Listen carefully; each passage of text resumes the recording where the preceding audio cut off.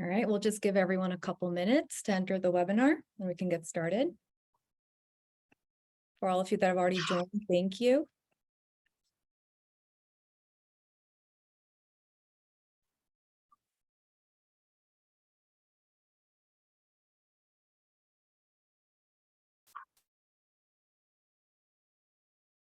All right, everyone. So it's a little after 3, so we'll get started. Thank you, everyone, for joining today. My name is Naju Lafia, and I, along with Gopi Panchapakesan, will be co-moderating today's webinar. I'm a commercial litigation and white-collar partner at Day Pitney's New Jersey office. Gopi, do you want to introduce yourself? Sure. Thanks, everyone, for joining, and nice job with the last name, Naju. It's impressive. I'm Gopi. I'm a partner at Bird Morella. We're a litigation boutique in LA, and excited for this webinar. Naju, go ahead. Sure. So for some background, Gopi and I are the new co-chairs of the South Asian Bar Association of North America's Law Partners section. This section specifically focuses on anything of interest to partners at law firms. Programs include networking, referrals, professional development, law firm administration, anything you could think of that you might be interested in. So we welcome you to any of our future events if you haven't already joined us. And so today in particular, we're very excited to invite you to our webinar, The Art of the Referral. We have with us today 4 esteemed panelists who are going to share their insight on how to build and grow your referral network, and in a way that builds up the entire South Asian legal community and uplifts everyone along the way. So our panelists today are Charan Sandhu, Neil Chatterjee, Harsh Parikh, and Monica Arora.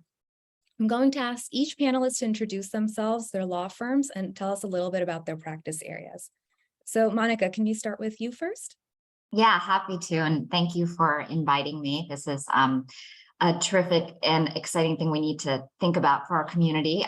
So my name is Monica Arora. I'm at Proskauer Rose, and I'm a co-head of the Private Investment Funds Group. So I've been doing investment management, private equity funds for over 20 years. I'm here, and the reason I'm excited about this is because I think that when I graduated in 2000 law school, I don't think there was an Indian partner that I knew of in a big law firm. I mean, maybe there was, and so I apologize for that to that person for not knowing, but I can't think of anyone. And so it's really exciting now to see this group and the broader group of big law firm partners. And I think part of why it's important to talk about this is because there is a incumbency protection that we see. We know, we look, I mean, that it's just real, and it's in every industry, and we certainly see it in the law firm industry. And I think the one way where you can develop and get leverage is the currency of referrals. And I think it's the way you do it is incredibly important. So I hope we get into some of that in this panel. So thank you. Thanks, Monica. I'm just going to follow the boxes on my screen. Charan, can we turn to you now? Yes, so I'm Charan Sandhu, and I have been practicing at Weil now for 24 years. And when I started, we like to joke, there was a few partners in the maybe 5. We were the Asian Affinity Group. So a lot has changed in those years. And a lot has remained steady. Before I tell you where I am now, I'll tell you I was born in a small village in Punjab, Normal. And I think a lot about it because it was, I was very close to never leaving Punjab. I could have stayed there and I would have had a great life. But I think now that I'm here, I reflect a lot about my position and what I'm going to do with it. I got elevated this year to co-chair of our technology transactions practice, which I'm very proud of, and very happy to use as a platform now to create as much change as possible. I shouldn't have been here. I could have been in Punjab still. If I'm here, I'm now going to devote the next 15 years to fighting as much as I can for this community and other communities. And a big part of my life is I want to introduce, because I'll talk about them, my kids. It's kind of a joke because these guys are not like this anymore. This guy is 6'3", but I like to keep them as babies. The reason I want to mention it is because my older son, Ashley, he's 20, doesn't look anything like it, he's very hairy. But he's about 5 years from being in this community. He could be a lawyer with us. And I feel this like overwhelming maternal need to now create the community that he walks into and feels supported by. And if it's not him, your kids, all of our kids. And I feel it very strongly. And so I'm really thankful for the organizers to have this meeting about the referral. Thank you, Jaren. That your words are very meaningful, and congratulations on the new role. That's tremendous. Harsh, can I turn to you now for an introduction? Yeah, absolutely. Hi, everyone. My name is Harsh Parikh. I grew up in India, similar to probably many of the other panelists here, and I learned English when I was 10. And so sort of when I started my practice, Saba has been super integral to my professional development. I was super involved in both the local chapter as well as national. I was president of Saba SoCal a few years ago. And I was looking at sort of the folks on your screen. I was thinking, how did I make the cut here? I am obviously not in the same league as Neil and Monica and Sharon, but I think it's probably because of my practice. I'm a healthcare regulatory lawyer, and I call myself a recovering litigator, which means I'm a jack of all trades, but master of none. So almost on every project, I'll sort of partner with somebody. So I sort of straddle both regulatory work, right? So I'll work on finance transactions or M&A, and I'll sort of do the regulatory healthcare pieces of that. And then on the other side, on litigation, investigations, et cetera, again, I sort of take on the role of being the industry expert and would lean on white collar lawyers or litigators for that kind of work. And so my day-to-day practice, I partner with a bunch of people all the time with lawyers that are more competent than me. And so I'm always looking for, folks internally as well as externally to team up with. So I'm excited about talking about this topic, and I really appreciate the invite. So looking forward to the discussion. Thank you, Harsh. And last and certainly not least, Neil, can we hear from you, please? Yeah, well, first of all, do I look like an evil guy right now in a movie? Like the light in this office just turned off, and like I feel like Steven Spielberg had a massive effect on me. Like I feel like I should like break out maniacal laughter. Like, I'm the evil Indian lawyer. It's like, I represent the wrongly accused. My name is Neil Chatterjee. I'm a partner at Goodwin Procter. I've been here about 6 years. Prior to that, for about 20 years, I was at Orrick, Harrington, and Sutcliffe, where I led the intellectual property litigation group. What I do is I do high technology and high stakes litigation, patents, trade secrets, trademarks, copyrights, big technology disputes of various kinds. And my cases are all over the country. So I think the reason I was invited to this was because I often seek out local counsel and people to collaborate with in my various cases all over the place. Connection to Saba. I'm really hoping the young lawyers on here at the next Saba conference come up to me and refer to me as Neil Uncle. I really want that. What are you talking about, Neil Uncle? We'll talk. and so like, because I have been involved, I think at the very first conference, which was 20 some odd years ago in Santa Monica, I think I sponsored the very first opening reception. And I'm really happy to see how the organization has grown and that we actually have a need for something like this, which is an endorsement of the fact of the growing community. Thank you, Neil. And thank you all for your introductions. As I'm sure our audience has seen, we have a really impressive group here, and we're very eager to hear from you. But before we get to our main programming, just a quick housekeeping note. If you have a question for any of the panelists, please submit it directly to Gopi, time permitting, and we'll do our best to have a couple questions. We will try to focus on at least 1 or 2 questions at the end of the webinar. So now, without further ado, I'm going to turn it over to Gopi for our first question. Thanks, Anju. So, we thought it would make sense to first kind of take a step back and get the panelists' views on sort of the purpose of referrals and what role they can play in advancing the South Asian community. And I know a couple of you touched on that earlier. So Monica, why don't we start with you, and we want to get all your views on this. Go ahead. Yeah, so I alluded to it in the intro. I mean, I think referrals are a huge part of sort of your brand and your currency. We're all sort of driven by different things. Some people are driven by, more, power. Some people are driven by money, but generally you want to be the best at what you are, and developing relationships and referrals are a big part of that. And that, it doesn't matter if you're South Asian or not, that's just applies across the board. But I think the added sort of incentive here is that when we do it, we're also, building up the community as a whole. When I see Charan, when I see that the other people on this panel, when I see the other people in the community doing well and raising their brand, it really reflects on all of us.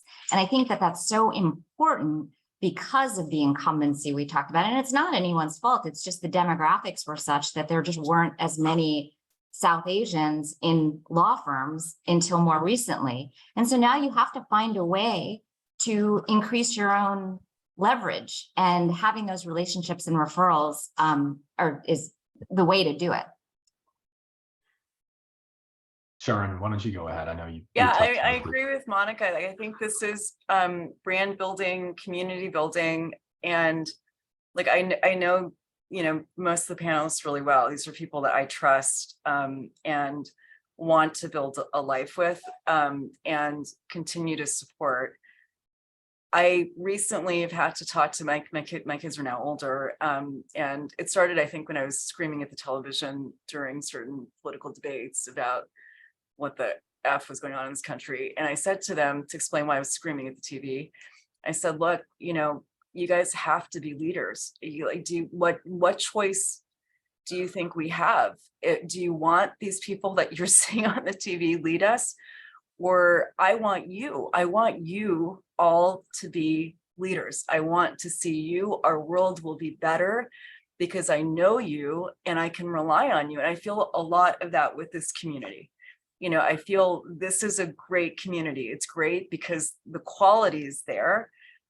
It's great because people really do care. Like the people that show up are really good people. And so I feel that way with this group, much like I did with my kids, that, do we really have a choice? Like, do we really, what future do we want? And then when I think about my own children, I think very strongly that I need you all to stand together and with me. And like I said, my kid might be in our midst with him. And to do that, I think if you believe that, and if you believe in the goodness of our community, which I do, I think it is really important for us to learn to have each other's backs and things like this. And how do we do that professionally? Professionally, we refer business to each other. And that can mean multiple things. I mean, it can mean Neil is a master at it. So I have to hopefully you'll go into how you do this. I know Neil is out there quite a bit, which is part of it. But we should go into the details of how we do it, but also just the commitment. If I have any moment for the rest of my life at this point to spend money or time helping people, I am going to I have to order in wine to the firm. I am going to pick a woman-owned winery. If I can help lift up a Black person, I am going to do that. People get to make choices. I think our community, one of the huge, amazing parts of it is that we do like to uplift people, and you each have a choice of doing that. And I think part of this panel is to help you do that for yourselves, because that will help all of us. Go ahead, Neil. If I can just chime in. So the first thing I want to do is make a little plug. There is an email address for those of you who don't know. Yeah. Saba Referral Network at sabanorthamerica.com. And anytime you're looking for somebody to do almost anything in any part of the country, you can send an email out and say, hey, does anyone do this? You'll get a lot of responses from people that may not be exactly what you're looking for, or someone with a little bit too much enthusiastic entrepreneurial zeal, but you will generally be able to find people who are South Asian that do something that you might be looking for in a very broad set, because our community has lawyers that do a little bit of everything. And I just want to give a plug on that. But approaching referrals with intentionality matters. I sometimes get inquiries in the firm, hey, does anyone know someone in Miami, Florida that does X, Y, or Z? And I just kind of make the decision, you know what, I'm going to send it out to Saba Referral Network and see if there's someone that I can refer our internal people to, even when it's not me personally. Because everyone who's in various sizes of firms is going to get those inquiries from time to time. And, you know, I just at a very granular level, like, going and looking for folks, it's a great way to meet someone new, and it's a good way to support the community generally. And so, like, when going back to your question, Gopi, of how do we expand it, I think that's a very, very, simple way to do it. The other is trying to figure out, how do we all get a better understanding of what we do for a living? It is really hard at our size of an organization, and Saba has tried a lot of different things. They tried to create their own database. They try to set up LinkedIn groups and things like that. At the end of the day, I think it's very much, relationship driven. The final thing I'll say about it is, and I can give a concrete example too, but is that you can't look at the referrals on an individual basis in the sense that if I send something to Charan, that Charan is somehow obliged to send something back to me. That's a very microeconomic perspective where, the reason I'm getting someone else involved is because they have some sort of currency that I don't have. And the client is going to be better off for having that additional assistance. At the macroeconomic level, it helps because then Sharon starts going around and talking to her friends whenever someone says, hey, do you need an IP litigator in California or somebody that knows how to deal with media relations? Then she says, well, one person that you want to put on your radar is Neil Chatterjee, or whoever you have the relationship with. And you'll never know how that client or prospective client came to you, but it's the larger community, the more macroeconomic focus where it has an impact. But it starts with us all supporting each other and just kind of getting to know each other through these referrals about how we do what we do. And that's great, Neil. And Harsh, maybe as as a past president of a local chapter, you might have some insights into this question. Yeah, I mean, I think Neil sort of hit it on the head when I sort of think of it as a service first approach, right? So like, before, who do I go to? Which network am I going to lean on? It's like, what is in the client's best interest, and view it from that lens, and then sort of put some intentionality behind it, right? Like, who do I trust in my network, and sort of to deliver the best result for the client. And I think what I'm starting to realize, and I'm sure others here on the panel have realized, is that that's not one person, right? Like, it's very rarely one individual person that is the best at this particular issue. It's a number of folks, but I think you sort of want to start with what is in the client's best interest, and then sort of you can lean on your networks. And to Neil's point, the way you get there is really getting to know what everybody does and where everybody fits in, right? So like, for me to lean on the Saba network, I need to know who's in the network, what those folks do, where they sit, and the kind of matters they work on, and that'll give me sort of the background and the knowledge to to be intentional about where I'm sending my client or my contact. I don't know if that illuminates anymore, but I think it's really service first. That's sort of the approach that I take, and then sort of bring in everything else together, right? The person, the network, the region, et cetera. I think I want to just add one thing too, because I agree with all of this, like the intentionality and just making sure it's part of your life, and you're always, thinking about, whether it's like I kind of think of it as matchmaking, or just always part of your life, always on your radar. Who else can I introduce? How else can I, bring? How big of a party can I get? I do tend to want to, in this community, trust people, unconditionally, and that's proven out well for me.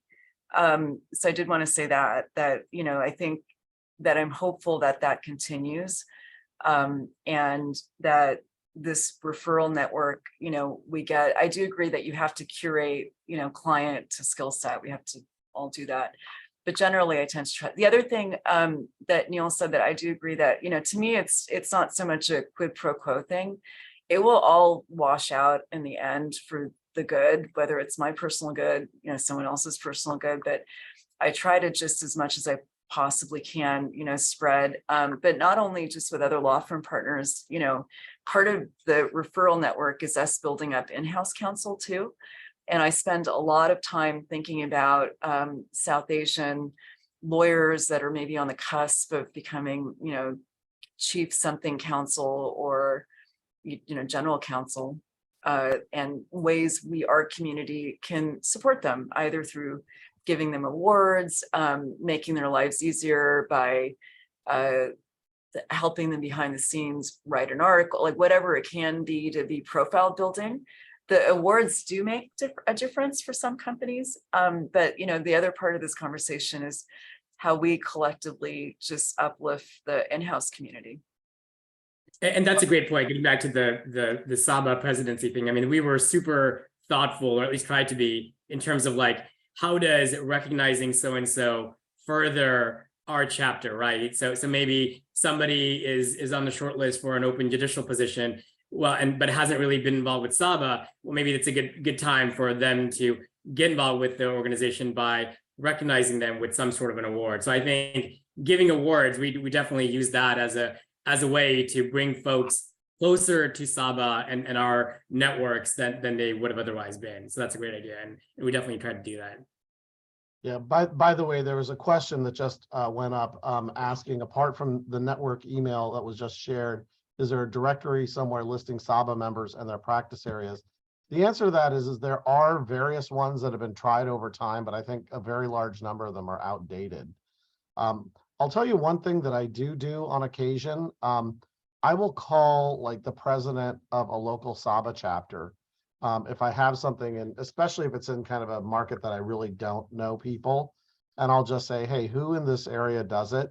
And if I actually travel there, I'll try and get together with a couple of the Saba members just to meet people in whatever that town is. A lot of times when you're traveling for business, right, you're sitting in some hotel bar or going to McDonald's and having dinner. It's a lot better to just kind of meet like a Saba person, and there's already a common ground there. Okay, so panelists, when you want to talk to Uncle Neil next time at the Saba conference, Neil, you'll find uncle. him at the bar. That's how, and he won't be this 100%. red next time. He's not usually that red. 100%. I'll be at the bar.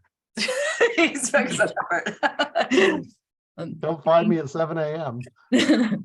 Well, thank you, everyone. It's so rewarding to reinforce the role of Saba in our profession and the need to uplift everybody with us. So Charan, actually something you were saying is a perfect segue into our second question here. So I'll start with you on that question.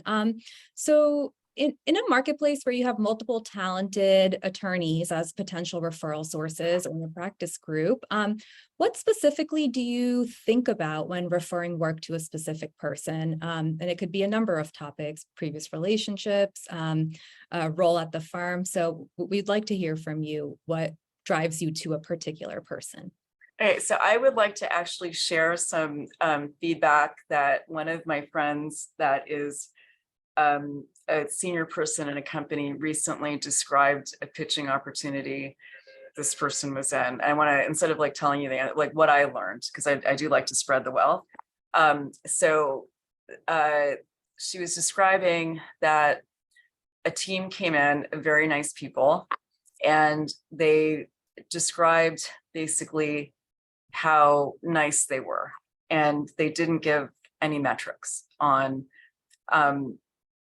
like why they were good or what their wins were. And it was actually eye-opening to me. It was good for me to hear, because it made me think, one, when you go in and you are asking for work or business, whether it's through a referral or it's directly from a client, it is really important for us to present like we're expected to in America, which is with a certain amount of, I don't want to say aggression, but assertiveness.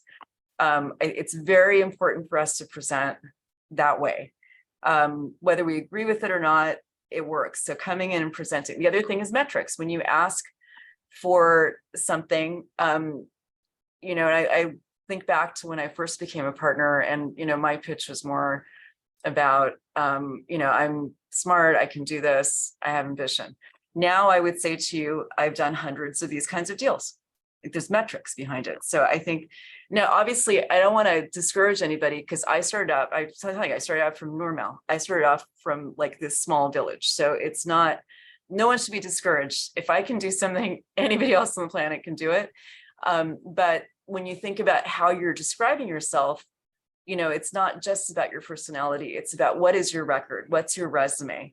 And as you're younger, you can think about building the resume to get you to where you want to, because this is not a episodic thing where, in 2 months, all of a sudden we're all, at the top of every pyramid everywhere. Like, this is going to be a 10 to 15, maybe longer year battle, right? It's going to be longer than my lifetime. It'll continue into my children's lifetime. So we're just building. But when you think about the presentation, then besides, acting in a certain way, this friend of mine was saying, come in with your wins. Like, what have you done? What's your resume? And explain them. And then, the holy grail is if you can differentiate, explain why what you do is different than the competition.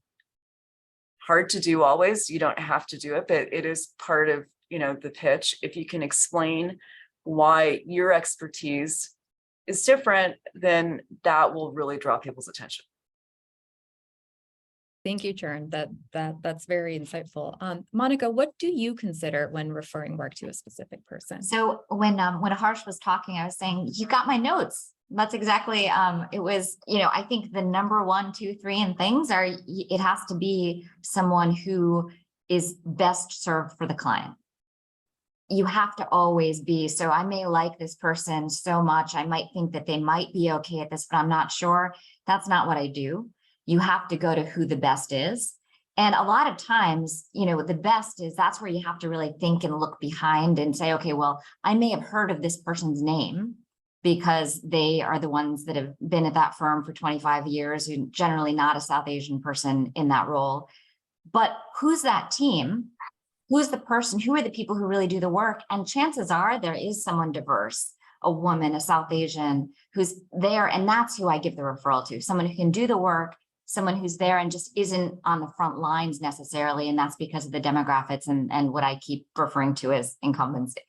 And so I think that's the number 1 thing. The number 2 thing, though, is that when you get a referral, it's also incumbent on you to knock it out of the park, because that's what reflects on all of us.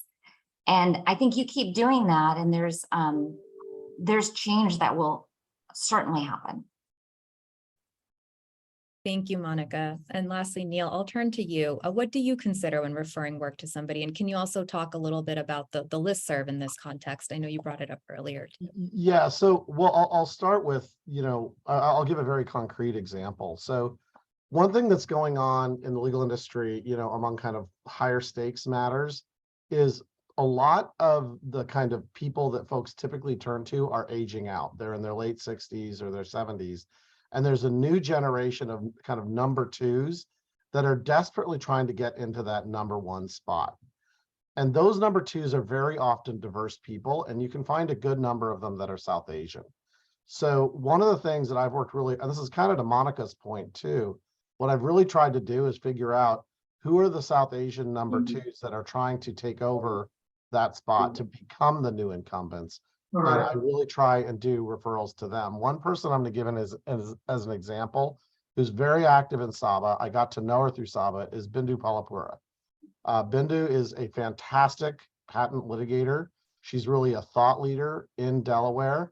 And the people she's typically competing against are like 1 million years old, and they're all starting to retire.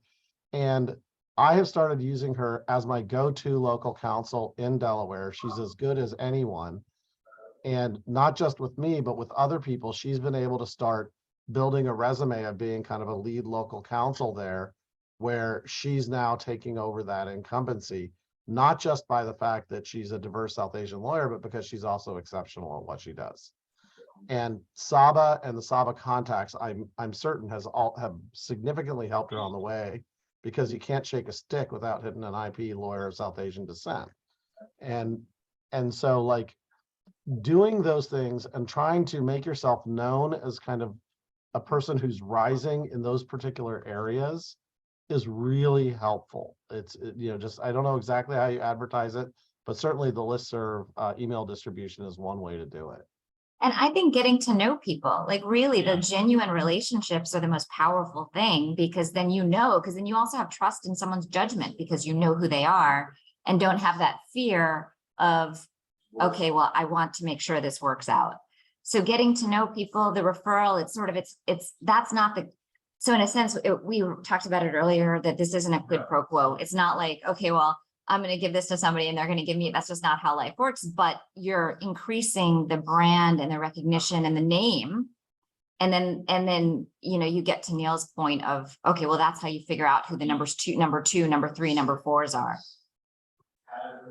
Yeah, drawing on Neil's example, I guess in the sort of the patent local counsel context, it would be helpful to get your views on or highlighting a specific example, right, of a referral you received or sent, or even a relationship you built, so folks can understand sort of practically how this stuff comes about.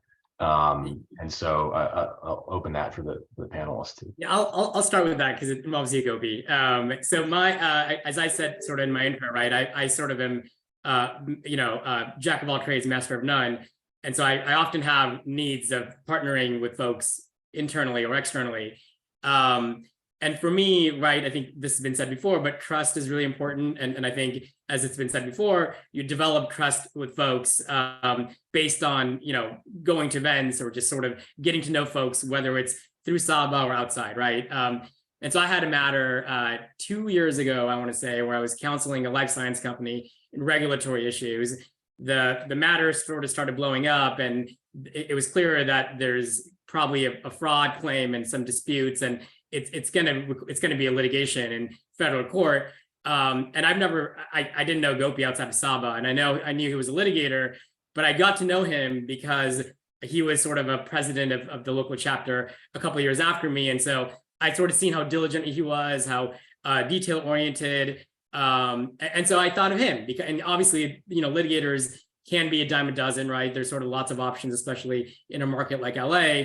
But I thought of Gopi, and I think the second point is Gopi hit it out of the park, right? I mean, the client loved him, and I think especially if it's a warm referral, right? If it's somebody that you're getting a referral from someone and they have the personal relationship with, which was the case in this example.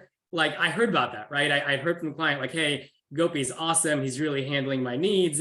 And I think that goes a long way, because now I'm singing Gopi's praises to everybody else. Like, oh, Gopi's great, Neil Uncle G. Like, you got to go to him. You got a non-IP lit matter. And so I think it's really organic once you sort of get started, and that trust builds over time. But I think you can use Saba as a way to like get to know people. And then I think that's really, folks will give you a chance, right? I mean, I've gotten referrals through Saba as well, not because people have worked with me, but just because they know that I'm around, and there are not a ton of, like in the IP sector, not a ton of healthcare lawyers that are South Asian, a couple, but not a ton. And so I think, that's sort of an example of Saba relationship that can sort of really blossom into a good referral relationship. Yeah, and to Harsh's point, I mean, like, for example, I never would have been the president of the local chapter if not for him, right? If not for that relationship, if not for his encouragement. And so it kind of goes to show you, like, you don't know where these relationships are going to lead, but it shouldn't be transactional. You should just, make friends with folks, build relationships, and that in and of itself, I think, is rewarding. Neil or Monica. Yeah, I want to throw one other thing in a quasi referral context. So a lot of times clients, particularly clients that are South Asian descent, run into a lot of folks in our community, in the legal community, and kind of want to ask about, oh, I'm working with such and such other South Asian lawyer and things like that. I know there's sometimes a temptation when you're in competition with other people to shit all over the other law firms. I know there's that temptation. It's not a practice I follow, but it is something that I know people do to try and get the work for themselves. If the competitor person is a person that you actually respect and is a South Asian lawyer, it's really important to talk them up. It's really important to talk them up. We cannot be cannibalizing each other. There's plenty of opportunity to cannibalize all the other people in the world. But we should be, and like when I'm asked for referrals on high stakes IP litigators, I do, I can refer a lot of, top-notch IP litigators that are South Asian descent. And even if they're at competing law firms, and I know law firms often say, don't send it to a competitive law firm or whatever, I still want the client to get excellent service. And I know those people, my friends and the people that I've known through Saba, that I'm going to hold them personally accountable, as well as, being able to serve the client well. And that's just a different relationship. Yeah, I was struck, Harsh, when you were speaking of like it was so like I was so proud for you, even though I wasn't at the table when that happened. But like that's an awesome feeling. It's just a win all over. And to Neil's point, when you're at a big law firm, it is true. There are people will say, well, don't give that to someone at Goodwin. Goodwin competes with us, or don't give that to Weil competes with us. That's not. And, I think there's ways to do it. You still are, we are fiduciaries to our firms, but there's ways to do it that is organic when you're looking out for what's in the best interest of the client. And, talking up and making sure people know, like, this person's awesome. And it has to be real. Like, just because someone's brown doesn't mean I'm going to say they're awesome. Like, that goes back to like getting to know somebody, but like going out there and supporting. I mean, that's how we get to the next place. And I haven't felt there be anything else in the community. So I think that's a good thing. Thank you. And before we get to our last question, I just wanted to put a reminder. If you have any questions for our panelists, I know we've seen some come through in the chat, please feel free to send them to Gopi. We'll have time to go through them in a few minutes. So our last question is, and I know we have a lot of junior partners and attorneys in our audience today. So, and Harsh, let me start with you. What advice would you give to a junior partner who is in the early stages of growing their network and business developing? What would you tell them about how to position themselves to get matters referred to them? Yeah, so I think what I've been taught by other senior lawyers is don't look for referrals, don't look to get referrals, look to give referrals. And I think once you're sort of in the mentality, right, of like looking for opportunities for your network, whether it's your South Asian Saba network or friends in the community, and you're looking for opportunities for them, I think it kind of is natural. Someone once told me that in order to get a referral, you'll have to give one. Like before you get anything from someone, you have to give them something. And I don't know if that's true, but I really think that's really the mentality, right? Like look to lift others. And I think that sort of it'll come around, especially if you're actively, being intentional about, looking for opportunities for others in Saba or elsewhere. I think that kind of comes naturally. So I don't look for referrals. I sort of look to give them. And I think that just sort of creates like good vibes and sort of get good energy. And I think that sort of comes back in positive ways. Thanks, Harsh. And Sharon, you mentioned your son who hopefully will join our profession in 5 years. What advice would you give to him or somebody like him about growing their network? So I think I want to give 2 pieces of advice. One is just how to grow your practice, and then is being responsive to how to grow your network or do business development. So I think and I think about this a lot because I get into rooms with, like senior leaders of companies now. And I want to talk a little bit about what can be characterized as imposter syndrome, or to me, it's just like, I've never viewed myself as, better than anybody else. It's not in my worldview. Like, it's just impossible for me, for whatever reason, from where I came from, to believe that I'm better than anybody else. I don't believe that I'm worse than anybody else, but I've never really believed that I'm better.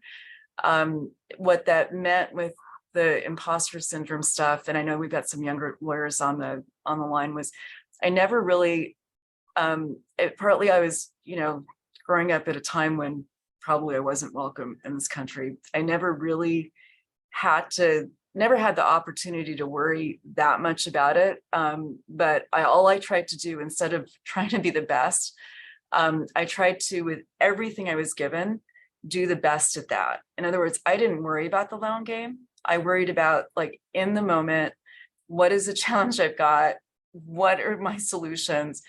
how am I going to be best at it? That's the only thing I ever did in life. And even now, if you ask me, do I feel like I'm the most confident person in the room? I won't say that, because I don't, like, that doesn't even make sense to me.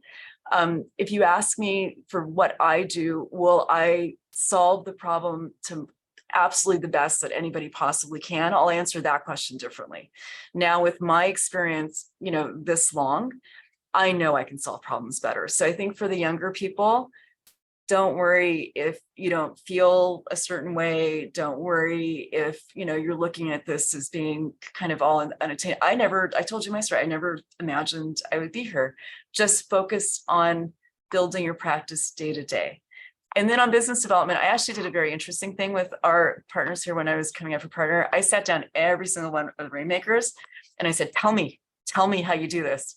What is the secret of your success? You are a big rainmaker. What did you do? And I sat, I think 5 to 8 of them, and they would like very nicely look at me and just answer my questions. But what I learned was that there is no magic to this. There is absolutely no magic. Like I was a former engineer, formula, give me the formula, put it out there, tell me. And the very consistent advice was, do good work, which you're hearing, people say, and that doesn't mean it's like every single time. I'll tell you about my failures if you want me to, but over time, do good work, and make friends. That was the thing that I got. Make friends, which is what this group is. It's making friends. And then what I did was with my relationships, I treated them like I would like a relationship. Like I remember having this very, when I was a young associate, having a female client, I thought I'm going to make her feel like she's on the best date ever. Like all the things that I never got on dates, I'm going to give her. And that included like, worrying about her kids, worrying about like her promotion in the company, worrying about everything.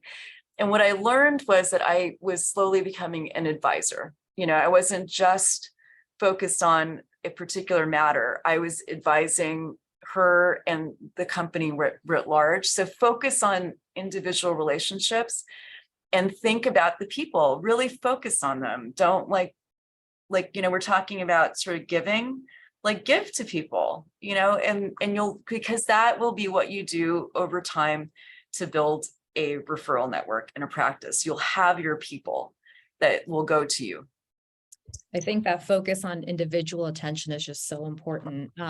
Monica, Neil, any insight from you on what you would advise to junior partners? I have one or two thoughts. The first thing is that, we all align together because we're all of South Asian descent, but that is not the factor that's ultimately going to get you hired. Your skill and your talent and ability to maintain a relationship must be undeniable, because the one thing you need to understand on these referrals is every time I refer a matter to another South Asian lawyer, I'm putting my ass on the line, because the client is going to have an instinctive reaction, whether we like it or not, that I'm just trying to support my own. Like when Caucasian people refer each other work, that mindset doesn't enter the picture. But when I want to refer something to Gopi, all of a sudden it does. And so it's really important when you get that referral, that you treat it like it's gold, and you treat the relationship of whoever referred you that work like it is sacred. Because, if it goes bad, the impact of it is far more significant than it is for other people. Now, for the senior associates and the younger lawyers out there, even the law students who are on today, what I'll say is asking for referral. Like I think Harsh made the point of, you want to be giving referrals, not just expecting it. With junior lawyers, let's say you're a senior associate, to a first-year lawyer in a law firm, you walk with the gods. And if you are a first-year law student, if you're a first-year lawyer at a law firm, to a third-year law student, you walk with the gods. They want to hear from you what your life is like. They want to learn about your skills, how you developed your practice. Like Charan said, she went and talked to, the senior rainmakers to understand how do they develop their practices. don't think about asking up to the more senior people. Talk about building relationships with those who are following you. And it is always about them. It is never about you. Ultimately, if the opportunity arises, they're going to return it in many ways that you can't appreciate today. But I always think, like, when you're a senior associate, whatever level you are, you got to start with being there for them, because when people know you're there for them, they're going to be there for you at some point in the future. And you don't do it for that reason, but it definitely can have a material impact. I agree with Neil, like this point about building the next generation. I have multiple clients that are my former associates. This is a huge referral opportunity. And we,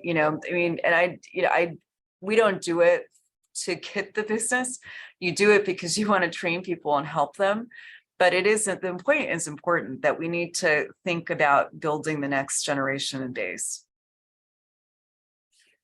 So We have a bunch of questions now. Yeah, we do. So we have a few questions and we got time. And some of these tie into what you guys have just been discussing. So the first question is, what advice do you have for senior associates on partnership track, especially for those who are in a practice area in which there are more South Asians relative to other practice areas, the example being patent litigation? Given, I think, I'm probably the most active in patent litigation. Go ahead. I'll take a shot at that one. So my general feeling on patent litigation is that there are more patent litigators than there is patent litigation today. And it's not just South Asian lawyers, it's just in general, because 10 years ago, nobody had figured out how to do it and they threw tons of resources at it and there were tons of people. So what does that mean? That also means there are too many South Asian patent litigators today, not because they're South Asian, but just because there are too many of them. My suggestion for senior associates that are on partnership track is to make sure you're taking those technical skills that you have in trade secrets litigation or in patent litigation and diversify it into things like trade secrets and commercial technology disputes. Because you want to, at least my own personal belief, not everyone agrees with this, is it's better to hedge against the risk of there being too many people in an overstaffed practice where those skills will translate to other things.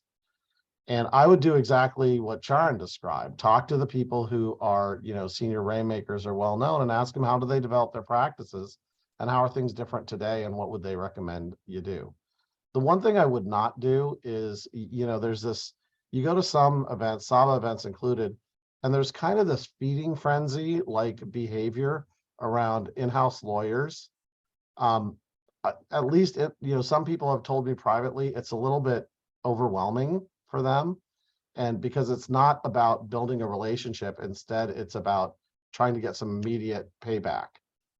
If you're a senior associate or even a mid-level associate, take the long-term view on relationship building. Be there for the more junior lawyers as they go in-house. Like Charan said, they're going to start delivering things to you. And if you're a solid patent litigator and a solid mentor, there's going to be work that follows from it. Thanks, Neil. My 2 cents to add to that would be to develop an industry expertise, right? So you've got the skill set to be an IP litigator, but find an industry that you can sort of then grab as own. I've sort of seen folks internally here that have done really well, right? So there'll be IP litigators and they'll sort of say, well, we've got a really great healthcare practice. Let me focus on healthcare life science companies. And that's sort of their niche within the niche. Another question an audience member had is sort of generally dealing with the notion of business development and what folks have found to be successful and how sort of week to week they spend their time on business development. Monica, why don't we start with you? Yeah. So I don't think there's a recipe. I think that's one thing for sure.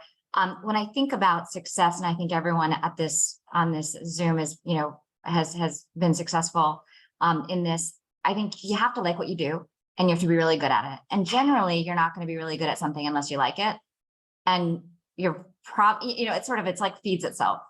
The second thing you have to do is work really hard at figuring out where you want to go and what you want to do. And a lot of times those physics aren't just about you. It's about where you're working, what your firm is.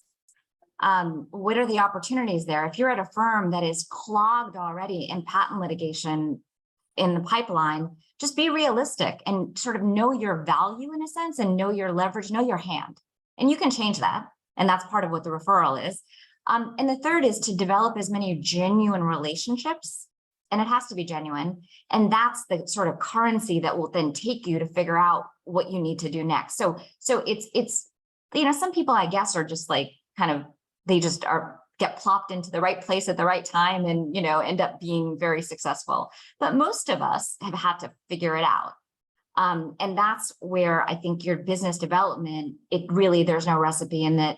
It could be that you have a large network and you go around and you hustle. And all of us probably hustle to some degree, but there's different ways of hustling. Another way, some people become just like the thought leaders, and they write and they're out there in ways that are much more, you know, maybe academic. And so it sort of depends. In that same way, there's different ways to do it depending on where you are. Some people attach themselves to someone else, and, you know, they become so important to a client or to a practice or to a person that becomes their business, their form of business development. And that sort of changes over time. Other people, I think I'm probably someone like this. I sort of grabbed the relationships that were genuine early on, and I really levered them into different places. And that's something that, you know, has certainly is what propelled me to, you know, to the level, you know, to at least staying in a law firm, let alone sort of trying to change it too. Because, you know, one thing that we could have a whole other panel on is how we do this internally. You know, the internal referral, especially to junior people. I've given people associates of color credit, which is like unheard of. But by the way, when I say that, is someone going to tell me that I can't do that? I mean, you know, there's obviously always politics and you have to do it the right way. But I think these are really important things that it's part of a whole package of how we do this. But it all comes down to substance. Back to Harsh's first point, you got to do what's best for the client. Jared, Neil, Harsh, anything to add? I'll share one thing that sort of helped me, that like lit a light bulb on me. I pasted a link to this. A partner here at Nixon, Jill Gordon, had me read this book called Bringing in the Rain, A Woman's Guide to Business Development and Law, which really, I don't know, you guys, it's kind of a pretty old book. It's probably from the early 2000s. And it's geared towards, you know, female lawyers coming up. But I thought it was super applicable. And I read it because my mentor told me to read it. And it sort of, you know, it sort of reiterated some of the points that Monica was making, right? The big one in my mind was leveraging your existing relationships, right? Going, you know, I had a list of like 100 people that I wanted to continue to like engage with, and sort of some of the guidance in that book said, well, whittle it down to 10 and sort of focus on your existing relationships. Anyways, there were a lot of really interesting, great takeaways I thought were helpful. So I put a link to that book in case anybody's interested. Yeah, I'll just add this. When people see you as a leader who gets things done, they want to hire you.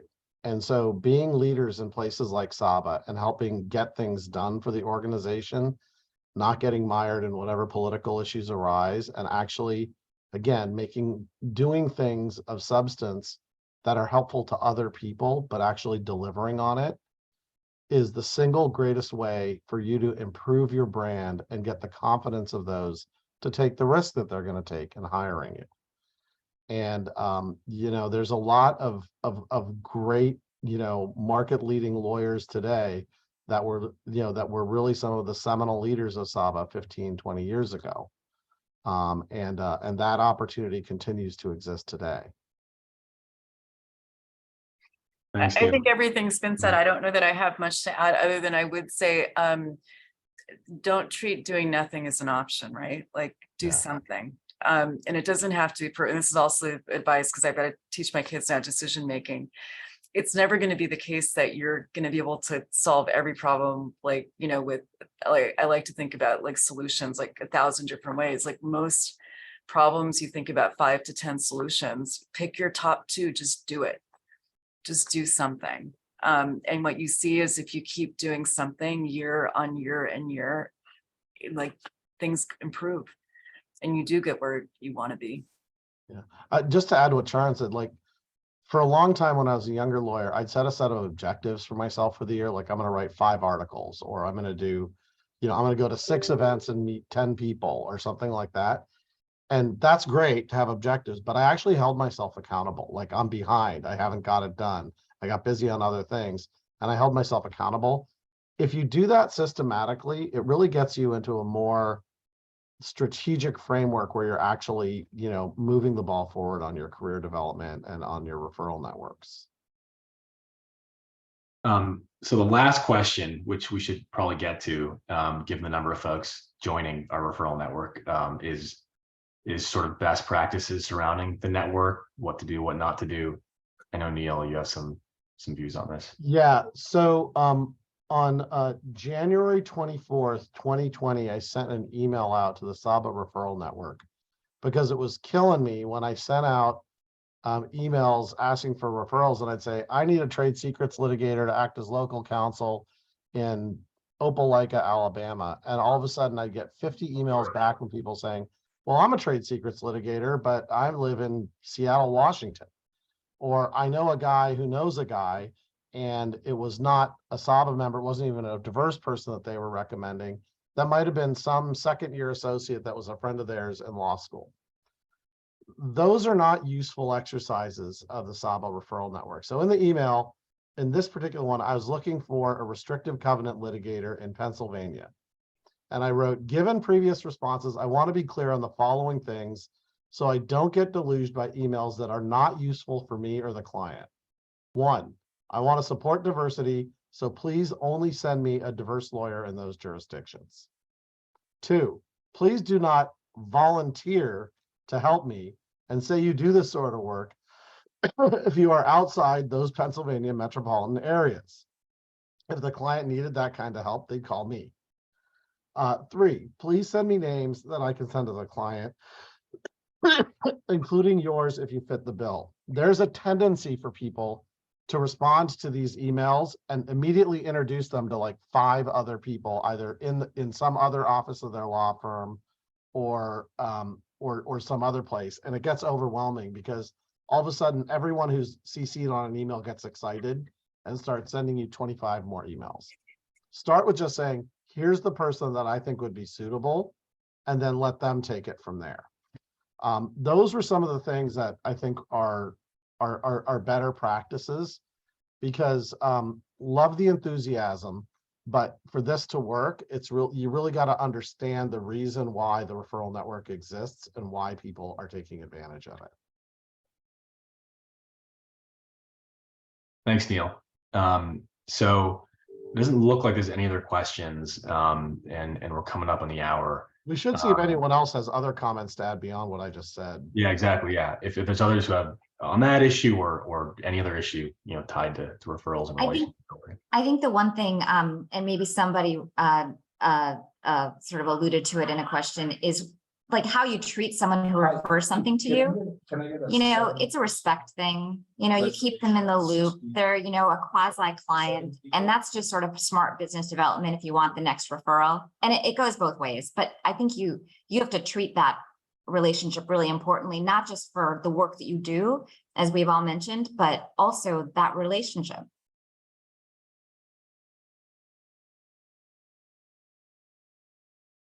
So before we close, Charan, Harsh, Neil, and any other sort of broader comments on referrals, business development, anything you'd like to share? Yeah, I can do start. more of it. That's Harsh, that's all I've got. Let's do more of it. It's and then my point's the same, right? One of the things that I've discussed with Saba leadership before is, unlike other minority bar organization, our group Saba just isn't as good about bringing people up, and right. So even if you think about like mentorships and internal referrals, etc. We've often discussed how Saba is just not as good at those things as some of the other bar organizations, and I think we're starting to change things with a lot of the folks on this panel. But I think to Charan's point, let's do more of it. I really think if we keep this network in mind, we absolutely have the talent to take on most engagement. So totally second Charan's point. All right, folks. I think with that, we're coming up on the end of the webinar, and we want to thank our panelists for taking time out of their busy days to share insights on referrals and relationship building and what all that means, in the context of our community. Just a quick plug for Saba. There's a number of events coming up, and you can find out about those either by following Saba NA on LinkedIn or by signing up for the newsletter. So please do so if you're not already signed up. Naju or anyone else, anything else to add? Thank you everyone for attending, and thank you to our wonderful panelists. This was a great webinar. And thanks to our moderators. Thank you. Thank you. You were terrific. And this was fun and more. Take care, everyone. Thank you for joining us. Bye.